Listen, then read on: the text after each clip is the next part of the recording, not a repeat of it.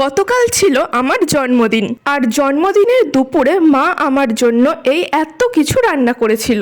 মেনুতে ছিল বাসন্তী পোলাও, 5 রকমের ভাজা, দই পনির, চিংড়ি মাছের কষা, চিকেন কারি, আমের চাটনি, পায়েস আর 5 রকমের মিষ্টি। তারপর বিকেলের দিকে একটু সেজে গুজে বেরিয়েছিলাম। প্রথমে গিয়েছিলাম আমাদের এখানকার কালী মন্দিরে। সেখানে কালী ঠাকুর আর শিব ঠাকুরকে প্রণাম করে চলে এসেছিলাম এক বন্ধুর বাড়িতে। গিয়ে দেখি ওরা আমার জন্য কেক নিয়ে এসেছিল। তারপর আর কি, আমিও বসে পড়লাম কেক কাটতে। আর এই ইয়ারবাডসটাও কিন্তু আমি গিফটেই পেয়েছি। তারপর চলে আসি বাড়িতে। এই কেকটা আমি নিজের জন্যই অর্ডার দিয়েছিলাম।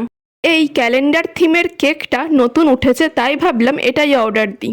তো তারপর আমি কেকটা কেটে নিলাম, আর জন্মদিনের দিনটা এরমভাবেই কেটে গেল। ভিডিওটা ভালো লাগলে চ্যানেলটাকে সাবস্ক্রাইব করে দিও।